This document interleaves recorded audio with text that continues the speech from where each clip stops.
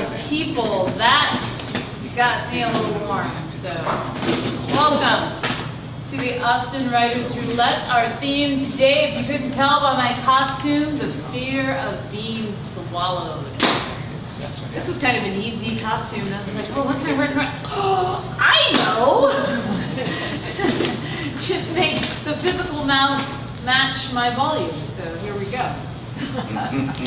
And somehow, by the magic of the interwebs, I did not get this first poet's submission. However, she came with a poem, she came ready, and I am starting off with her.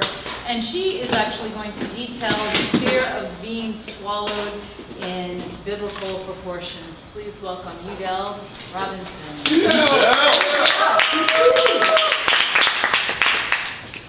Thanks for the warm welcome. Yes, this one is called Inevitable Bolus. Swallow this, e.g., cypress tree, sap, petrified, insect, amber, crystalline, no backwards glancing, pillar of salt. Regrets haunt until the ghost is released. My choice, options few, verbosity curved. I select thoughtfully, as a novice in chess, shaky on strategy. Case in point, Jonah, human bolus, renegade of the creator's instruction. Big fish or large seafaring mammal, gargantuan grouper, whale or leviathan, no matter, male, certainly. Energy for the journey to reproduce, check. Jonah, renegade, bolus, swim.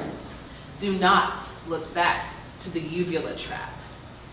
Stretch, splash. Kick, Jonah.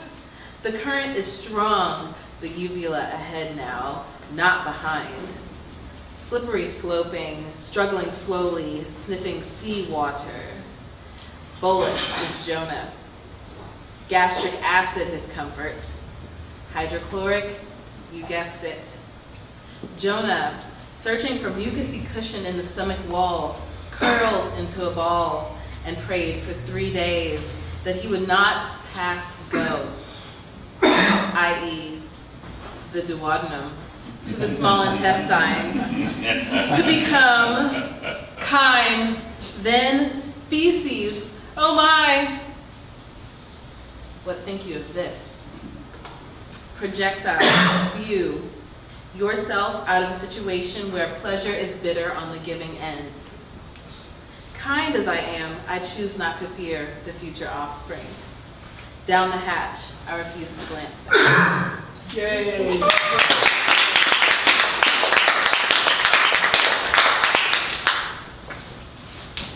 All right, our next rouletter is going to read an excerpt from her third novel, I believe, in this series, called Flight of the Owl. Please welcome Donna, Dechen, Birdwell.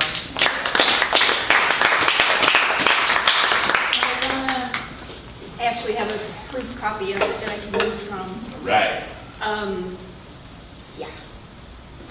So in this one, the main character is Jonathan Swain, who, if you've read the first one, the main character is Jinda Swain. This is her brother.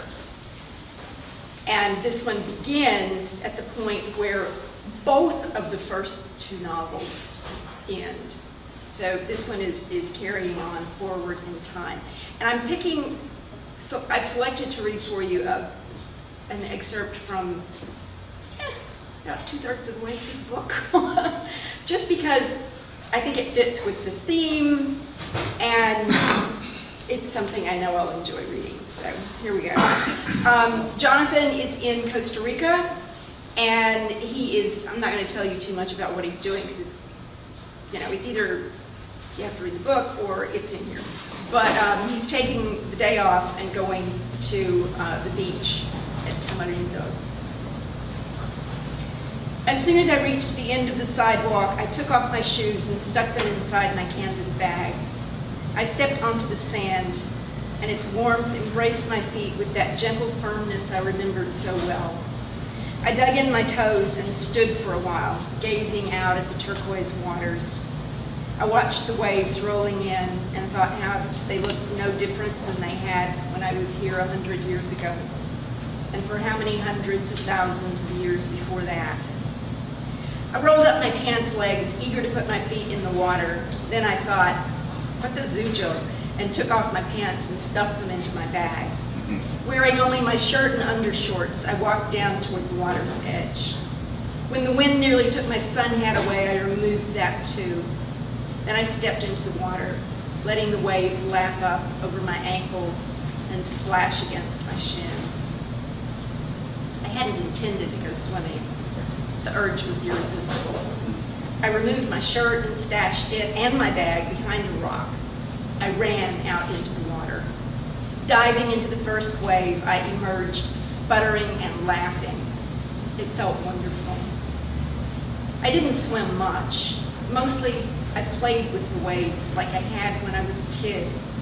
I wasn't thinking about anything, only enjoying the deep physical pleasure of water and sand and sun on my skin. It was less pleasurable in my eyes and nose. I kept getting out farther and farther into deeper water. When the current grabbed me from below like it didn't want to let go, I thought maybe I should go back toward the shore. I was, after all, alone here. As I stared shoreward into the late morning sun, I felt disoriented. I'd drifted some distance from the spot where I'd left my bag. But had I drifted to the north or south? I wasn't sure. Reluctantly, I left the water to search for my things. I'd wedged them between a rock and a palm tree. There were a lot of rocks, and almost as many palm trees. Finally, I spotted the edge of my faded orange shirt flapping in the breeze. I put my shirt and hat back on and took a long drink from my water bottle. I wished for a vendor of agua de pipa to appear as they used to, hawking their wonderfully refreshing coconut water. But of course, there weren't any vendors. For as far as I could see in both directions, I was the only living soul on the beach. I looked out across the water, and its immensity engulfed me in an overwhelming sadness. I could play in the water all I liked, but this place would never be the same for me. Almost all of my family, and in fact most of the people in the world, were gone. I thought about how easy it would be to dive back into the water, to swim away until exhaustion and the riptide pulled me under and ended my world too. After so many deaths, what difference would one more make? But I knew I wouldn't do it. Regardless of whether my continuing existence would make any difference or not, I wasn't done here. I watched a couple of pelicans drifting high above the water looking for lunch. I heard the cries of seagulls. A squirrel scolded me from the trunk of a palm. I'm not completely alone, I thought. I reached inside the canvas bag for my digilette to see what time it was. At the same moment that I realized I'd forgotten to charge the digilette, I also realized I was outdoors on a clear day and only needed to look at the sun to know what time it was. The sun was rapidly approaching its zenith. I consulted my stomach and decided it was time for lunch. I found a shady spot next to a sunny rock where I could lay my digilette to recharge. I settled down to enjoy the empanadas and fruit Paloma had packed for me. The mango was especially juicy, and I headed back to the water to wash my sticky hands and face in the surf. As I was returning to my picnic spot, a grackle alighted on the rock and began pecking at my digilette. Knowing their reputation for thieving, I shouted at the bird. He took the digilette in his beak and attempted to fly away. I grabbed a rock and hurled it in his direction. "You drop that right now," I ordered. He dropped the digilette on the rock and flew off, cursing as he went. "Zujo," I shouted. this time out of concern that my Vigilant might be damaged or broken. I retrieved it and was relieved to find it intact. It was partially recharged. I had a message. My heart skipped a beat as I saw that the pulse was from Dextra. I sat down in the shade to give her message my full attention. How is your quest going? The new community in Denver is asking me to come up there and help. I haven't said yes or no. I'm going over to Lubbock in 2 weeks. Fred says the research is going well. Let me know how you are. That was it. I was happy to hear from her. If only I didn't keep wishing that she'd say more. I needed to walk and think about what I would pulse back. I headed north toward what I remembered as a river estuary. The tide was going out, sculpting the sand into circles and patterns around the rocks as it went. It reminded me of a Zen garden. I could tell Dexter that I was in love with her. I could beg her to come to Costa Rica. We could live at the hacienda and have picnics under the ceiba tree and swim naked in the surf at Tamarindo. I watched an egret for a while as it stood on a rock out over the water. I watched until it caught a fish, swallowed it, and flew away. I could at least tell Dexter again that I miss her. I do miss her. But what would be the point of that? If she's doing well without me, I should leave well enough alone. Alone. That was the thing. For all my insistence on the importance of solitude throughout my adult life, now that solitude was so accessible, all I felt was loneliness. There was an emptiness in my life that increasingly took on the shape and form and smell and taste and feel of Dextra's absence. I poked angrily with my heel at a shell embedded in the sand. I picked it up and was about to hurl it out to sea, thinking to imbue it with all my hurt and anger, thinking I could let my frustrations sink into the ocean with the shell. But as I looked at the shell, I realized it still had a living creature inside.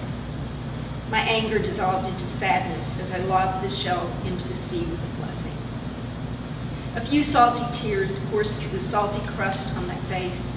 I picked up some large twisted seashells, the kind Jenda always used to say looked like unicorn horns. The first one had its point broken off. I tossed it into the waves. I picked up another, and using its point as a stylus, I carved these words in the sand. I love Dexter. I felt for the first time as if I'd said it out loud. I knew the words would wash away when the tide returned, but for now they were there for anyone to see. Except, of course, there was no one to see. I sat in meditation posture next to the words, murmuring like a mantra, I love you, Dexter Manani. I miss you, I love you. And then I let my mind go. It was the burning sensation on my arms and thighs that finally told me I should get my butt up off the beach and find some shade. I sat under a coconut palm to compose a pulse to Dexter. I didn't tell her I was in love with her. Actually, I did, and then I deleted it. I might be able to say it out loud on a deserted beach, but I was still unable to say it to the woman herself. I only told her a little about what we discovered at the hacienda. I told her about Morgan. I wished her well on her trip to Lubbock. That was it. Nothing more. I sent the pulse. I sat for a while, waiting first to see if the pulse would send from this location, and then, when it did, waiting to see if I'd get a reply. As I waited, I remembered the photograph we discovered yesterday on the old screen, the one of me and Jenda standing next to Grandpa Ned's desk. Grandpa Ned's desk. I need to look inside that last drawer, I thought. Unlikely as it seemed, there might be something there. The phrase grasping at straws drifted through my mind. I also remembered the pots on the shelf. Just because they look ordinary doesn't mean they don't hold something unused. I'd said this out loud and laughed at myself for that.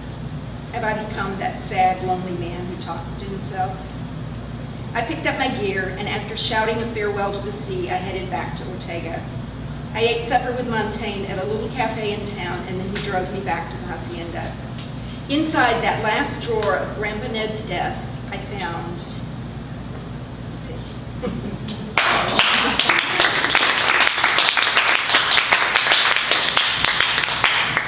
It's so funny, even though I had read that, I was waiting for what you had found. It's like, oh, that's right, she doesn't tell us. You'll have to read the book to find out. Okay, thank you, Donna. That was both a treat and a trick for everyone. All right, so our next roulette is going to examine the facets of death through poetry. Please welcome for the first time, Robert Carranza.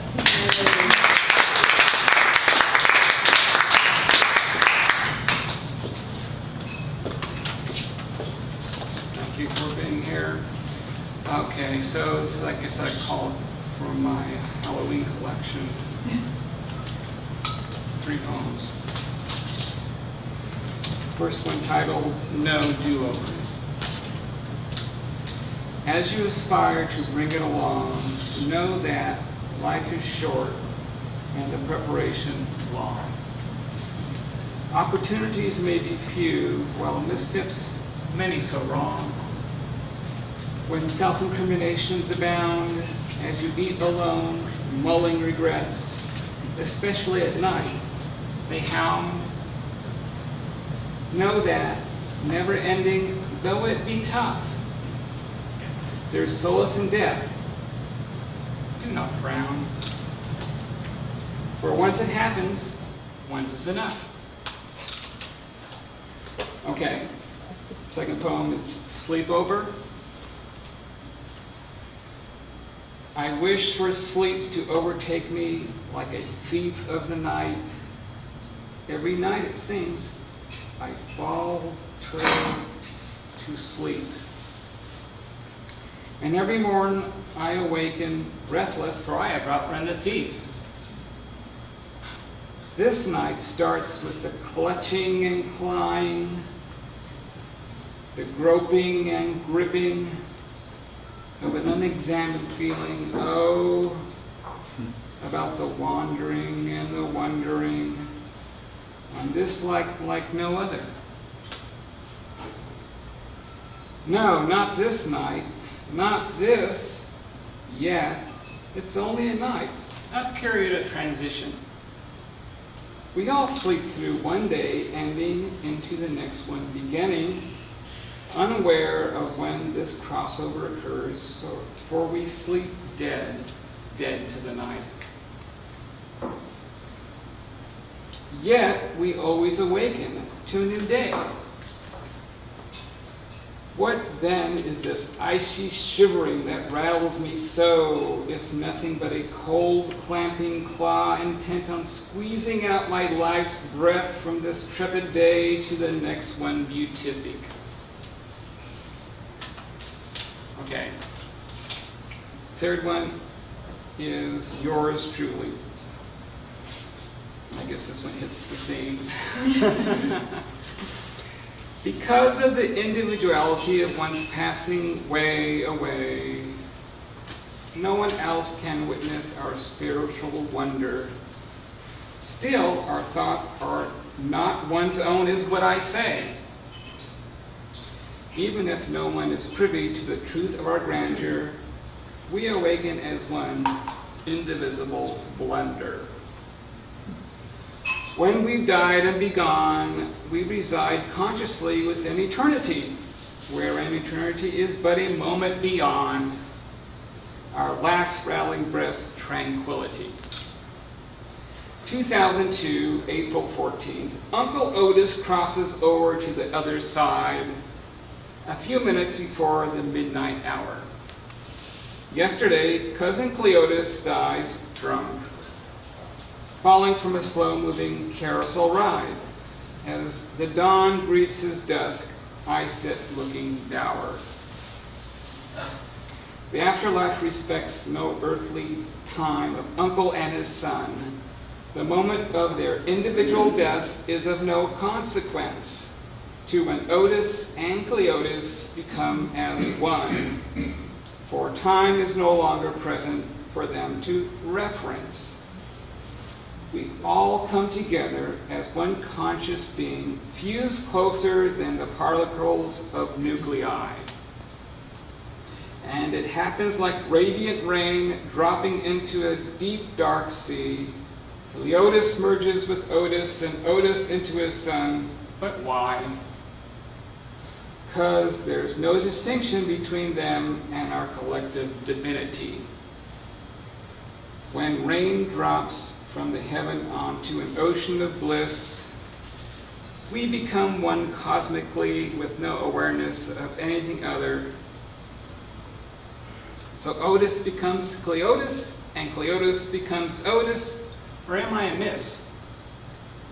There's no self-conscious difference between Cleotis and his father.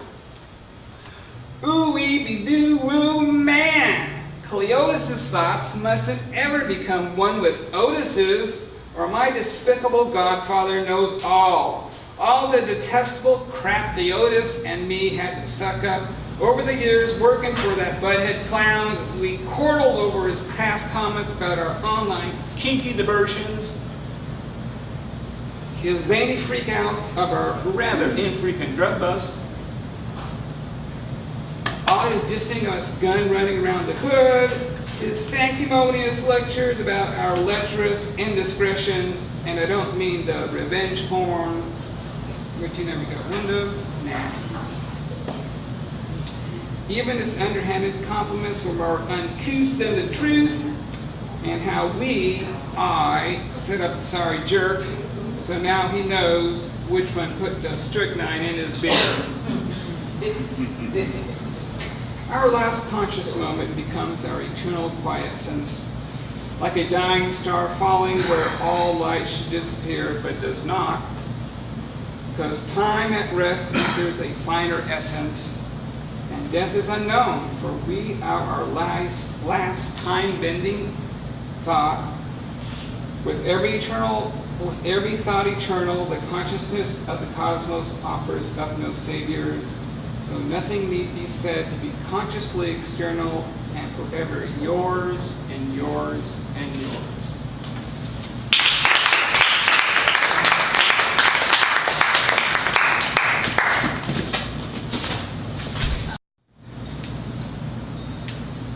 Can I get somebody to take my picture while I said somebody and I'll press directly. All right. Now, back when I was a junior in undergrad, so that was about 90. Oh, gotta not stretch my face. They keep wanting to pick at it. Yes. That's gonna haunt me the whole show. It's like I've got the wig and the makeup, and it's almost too much. But as I was saying, when I was a junior in college, I started writing a short story, and it has expanded. And I've never published it, but every decade or so, I dust it off, horrify myself about how bad the writing is, update it again, and then put it away for another 10 years. And it's just been like the longest piece I've been working on and never knew anything really with. And its title is The Fear of Being Swallowed. So, this is chapter 4. The bustling streets of Coal Space were like a wonderful superorganism ready to swallow Rahema alive. This city's rhythm was a cacophony. The ancient labyrinthine stone walls, which used to channel water, then later protect against enemy attacks, now hustled people to and from the heart of the city. Craig was right. She would have been mugged in a minute. Instead, she shared a taxi with him to his usual hotel. They could have negotiated the crowds much faster on foot, but he didn't want to lose her in the confusion. The temperature inside the run-down taxi increased as if they'd entered a crucible. Although Rahema enjoyed the prolonged opportunity to look at the exotic, vibrant colored fabric which the native women wore and smell the sweet, musty stench from the food vendors, she also longed for a cold shower and a breath of fresh air. Rahema attempted to distinguish among the tribes, as Craig called them. Certainly she'd blend in with her native-looking skin, but she'd been raised elsewhere. Her clothes and accent were dead giveaways. A horrible thought suddenly sat on her head. She'd never been a foreigner before. For some stupid reason, she figured she'd return to her gene pool and instinctively know what to do, as if her genetics would guide her. How long does it usually take you to trade gems? Rahema asked, trying to mask her panic. The Montiers, they're a strange lot. Usually they feed you and then try to get you drunk before they conduct any business. If you can hold your liquor, they'll do business with you. And if you can't hold your liquor, they'll rob you. Rahema gasped. I'm joking. I negotiate on behalf of different clients who have particular gem interests. The Montiers try their damnedest to get me off track, though. I bet you get a lot of requests for big diamonds. Nope. Craig reached into his leather backpack and pulled out a small black velvet bag. He tossed Rahema a sparkling lavender oval gem. She held the gem with both hands, although it would have easily fit into one. As she stroked it with her thumbs, a cooling sensation pulsed through her. Marveling at her interaction with the gem, Rahema held it closer to the window for inspection. Purple and cyan glint sparkled in the sunlight as a sense of well-being cascaded over her. She closed her eyes, smiling. It's good, isn't it? Yeah, Rahema said dreamily. Is this an amethyst? No, it's a pea stone. Only Montier stones cause those feelings. How much? Craig laughed.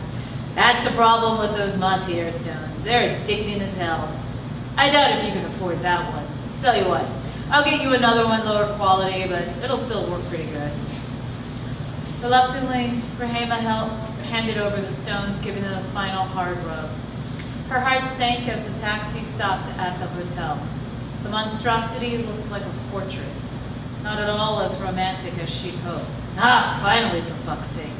Craig wiped away the sweat from his face and blew his nose in the handkerchief. Nah, don't bother, it's not me. He waved away Rahema's attempt to pay. I feel chivalrous today. As Craig checked them in, the clerk, who obviously knew him, winked and said, a double suite today, Mr. Ford? Nah. One of my usual and one single. The clerk raised both eyebrows in surprise, but said nothing. Rahema looked around aimlessly until she met the determined gaze of a well-dressed predator, with his fine, silky shirt, linen pants, and sharp eyes. She couldn't break the spell until Craig asked, "Ready?" He'd startled her and then saw why. "Jonathan, I didn't expect you here." Craig crossed the dull gray marble floor of the lobby to shake hands and kiss the other man on the cheek. Rahema attempted to complete her hotel check-in, but the clerk had pulled a disappearing act. She uselessly clicked her fingernails on the marble counter, longing to escape to her hotel room. Jonathan leaned in and whispered, "Introduce us," while looking directly at Rahema. Craig strode 3 quick steps over to Rahema and touched her shoulder, causing her to jump. "Sorry, what's your last name?" She nervously glanced at Jonathan, who seemed obviously entertained. "Jones, why?" He grasped her by the elbow and escorted her closer to Jonathan. "Jonathan Montier, Rahema Jones." Craig hated doing shit like this, but since Jonathan was his main training partner, deemed it a necessary business evil. "Pleasure to meet you," Jonathan said. He brought the back of her sweaty hand to his mouth and kissed it. Wide-eyed, Rahema thought, "I don't believe this is happening." Jonathan flashed her a wry smile. The thought, "Believe it," struck her. To Craig, he said, "Our usual meeting place has been changed due to circumstances beyond our control. A driver will pick you up at 7 tonight." Then he added, "Both of you." Having recovered a little composure, Rahema squeaked out a thank you. The 2 men shook hands and embraced again. Then Jonathan enclosed Rahema's hands in both of his. "I look forward to seeing you tonight." Nervously, Rahema nodded and pressed a smile on her face. Once Jonathan was out of earshot, Rahema turned to Craig and said, "I'm not going." What? You have to go. I don't know that guy. Craig rolled his eyes. Most women in this town would kill to be invited to have dinner with him. I don't like being set up on blind dates, Rahima added nervously.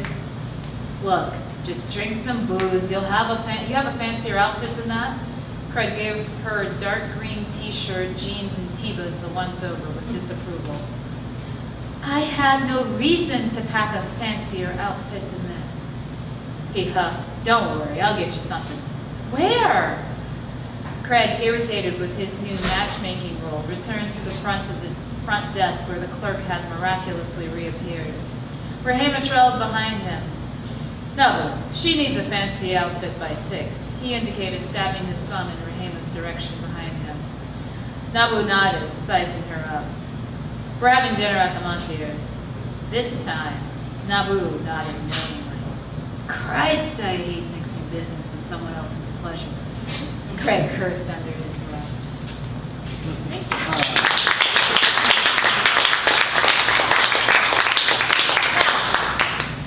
Our next roulette, although on the inside and by CPT he is. Come on. Whatever. He's gonna share, like you had no idea, Dom. Oh, she needs him, yes. He's gonna share his own brand of haunting tale. Please welcome Brian Grosz. Just because I showed up on CPT Whatever. was because I had to go out and get my Austin Facial Hair Club coin. Oh. I finally got jumped in today. All right. I'm gonna have to lose that. Thank you. Yeah. Yeah, I guess a tale of haunting seems about right. My family moved out of New York to a little Cape Cod style home in Connecticut. And maybe it was the creepy Civil War graveyard at the end of the road, but I wish they had chosen a different location. Despite their intentions to get my brother and I into a good school system. Because one night I was chased down the hallway by a legless soldier in a Union Army uniform. He moved fast for a guy who got around with blocks tied to his hands. But he fortunately disappeared after about 10 feet. There was the night when I went to the bathroom and there was a young girl there dressed in some kind of pilgrim garb, and she started shrieking demonically at me. Needless to say, I had a very hard fucking time getting back to sleep, what with a full bladder, and my heart racing at a pace that would make any speed metal band go home and rehearse just a little bit more. The afternoon when I walked into the kitchen, my mother's eyes were as wide as dinner plates, as if she had just eaten a whole sheet of blotter acid. It took her years to admit that she had looked out the window to see that the backyard was on fire and there were Native Americans performing a war dance around it, and then it was gone. Mom woke up one night to the sounds of a toddler's awkward footsteps running around my parents' bed. My father groggily said, "Trish, put Brian back in the crib," and rolled back to resume snoring. I was 12 years old at the time. Didn't have a crib. We eventually moved into the house across the street, which was no better. If you left the door slightly ajar, you'd often see a face peering at you from where the hinge met the frame. Numerous people, myself included, would catch a fleeting glimpse of two old women playing cards at the dining room table. And let's not forget that time that I went into my brother's room to snoop and see if he had scored any new porno mags. And the rocking chair in the corner that my mother bought began moving frantically. Maybe the spirits didn't want me masturbating. Or maybe my folks had just chosen another bad house. And then they chose a third. I went to visit them there, and as my mom and I were having a late night cigarette around the kitchen island, I kept seeing something run back and forth in the hallway over her shoulder. And she gave me, I said, "Ma, there's something bad here." Dressed in a black cape, maybe it's wings, I don't know, but something is here. And she gave me that concerned mom look and said, "Shit, it's back." And then she walked into the hallway and cast some sort of weird spell, walked back into the kitchen, picked up her glass of Prosecco and said, "Don't worry, I think I got rid of him." And when she came to visit my first apartment here in Austin, I gave her the bedroom, as any good son would do. And I slept on the couch, as any good drunken stoner would do, 4 days a week. And when she woke up and walked into the living room, she had that look again. And I laughed and said, "Oh, you heard it too." Almost every morning around 6 a.m. She said to me, "Yeah, there's something stomping around your bedroom. You shouldn't be living here," she said ominously. 3 weeks later, I was evicted from that apartment. I still can't tell if my mother keeps dragging shit out of the ether because she plays with magic, or if I simply inherited the gift of her bloodline to hear things and see things that are invisible to most people. Regardless, it's why I don't take hallucinogens. I already see and hear way too much shit that people don't believe is actually there. Cheers. Yeah.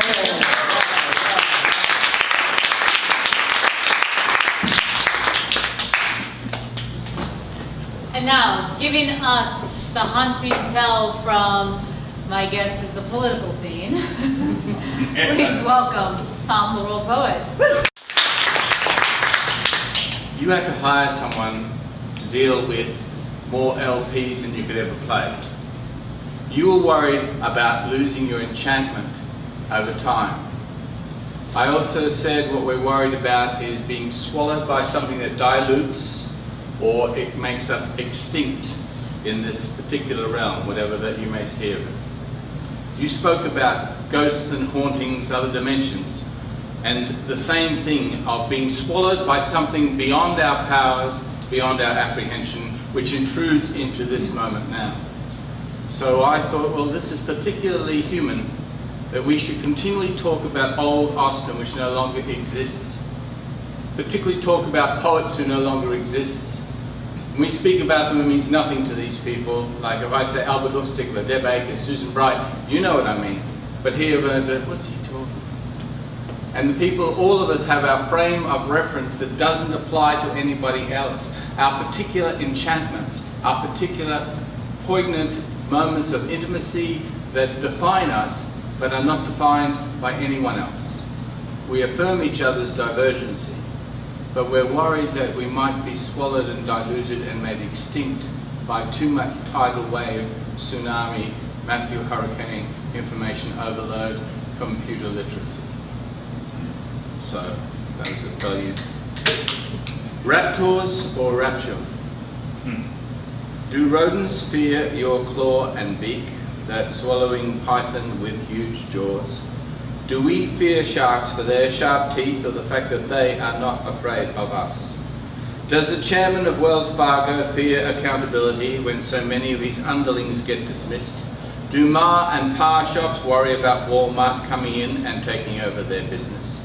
Do farmers worry about eminent domain being used for pipelines, fracking and trespass? Does each child fear first day of school knowing prison is a term of days? Does food know it will be masticated? Do we fear pain more than death? Is consciousness enough to be autonomous rather than handing over our power to someone else? So the art is If you are the center of your universe, which is a hypothetical stance, how do you extend that consciousness, which is what we're doing here today? Bringing the living back to life. Sleep, Rip Van Winkle of 10,000 years ago, dragged like a dolphin on my beach of day, plucked out a sea of deeper dreaming, washed seashell starlight spiral staircases. Lip of silence, pre-speech, all that lives without a name. Here you sit, patient as stone, waiting, watching, witnessing. Stars splash across bowl night sky, satellites, airliners. Cities separate with gridlock traffic, chaos is no theory. Whether there is water on the moon or Mars means less than the expense of levitation. Time, warp, travel. Mind already bends, astral past and future, rocks and pebble thoughts. What you can conceive can be received. Thought bubbles out of fissures, feelings follow, trust in movement, journey, desert, pilgrimage. Iron, icon, cactus, mountain, stone. Silence can wait for time to move out. Sleep back into your landscape. It dreams beneath us all in longer rhythms. Ways of seeing through jaguar eyes. Talking with all living via listening. Shapes, shades, shadows all have form following ours. It is our walking, waking we have yet to learn. My shell, my husk, my mollusk, my dusk, my lizard's tail, my snake skins, my labyrinth, my inner temple dream, my scrying, my crying, my attempt to bridge the gap between act and fact, desire and fulfillment in between is where it hurts between goalposts, between thirsts. Shiramolka said, our art as artists is to be happy in the most difficult circumstances. But the art of our days, which attempts to swallow us in random data of someone else's events, like there are 15 people here and 50,000 at ACL. Prior to us, there were 50 people here at another reading. It's not the small is beautiful, it's just that this is who we are. Art of our days asks, do we resonate? Are we in tune? Are we attuned? Each day another bullet in the body, bomb in a building, our bodies, our buildings. How can the gentle thrive in a laid waste garden battlefield? Seek, practice, affirm, strengthen, healing arts only connect. If you are rainforest, be rain. If you are whale, seek the deep. If you are eagle, be above bullets. Evade, avoid, demise, seek, be peace. She be pilgrim, work in progress. She be seeker, she be artist. She whispers to all ages, simple sequence. Art, poetry, stories. They listen and rise up. Flowers to raindrops, lips to speech. Always one learns to supply what one really needs.